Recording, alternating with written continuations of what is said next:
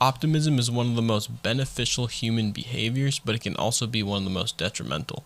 Today we're going to learn how to leverage its upside while negating its downside.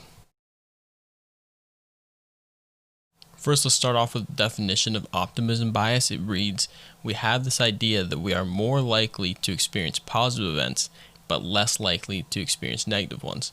And while I was reading this blog post by Kendra Cherry, she really laid out exactly what it means with good examples, and I'll read that to you as well. It goes, people might skip their yearly physical, not wear their seatbelt, miss adding money to their emergency savings account, or fail to put on sunscreen because they mistakenly believe that they are less likely to get sick, get in an accident, need extra cash, or get skin cancer.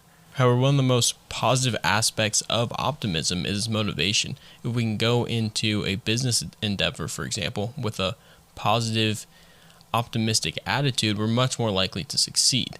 So optimism, in a way, has an evolutionary history with humanity.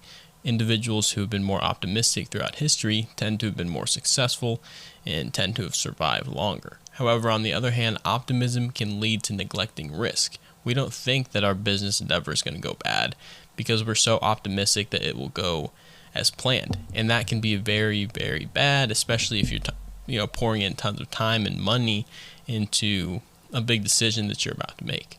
So even though optimism is going to motivate you to get things done, it's going to be rationality that helps you see the actual picture. And that's what we're going to be talking about next. Daniel Kahneman, in his book Thinking Fast and Slow, really stresses the importance of an inside-out view. And that was his antidote to avoiding the optimism bias. He also makes sure to stress that it's impossible to completely get rid of the optimism bias. It's so built into who we are, but there are really good ways to reduce its negative effects on us. And the first one is going to be the inside-out view. The inside view is when we focus on information that we have at hand and only really reflect on our personal experiences. The inside-out view results in this tendency to neglect possible risk and other similar cases that can help you understand and better frame your decision. And that leads us to the outside view.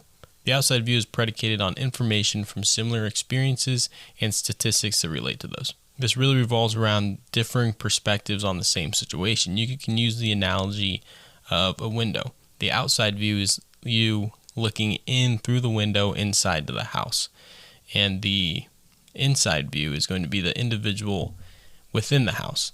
And if you can go and look at different vantage points, go and look through a different window, kind of remove yourself from the situation that you're in, you're going to be able to look at it much more objectively, and you have a higher chance of making the correct decision. Optimism is great for helping motivate us to start new journeys and try new things.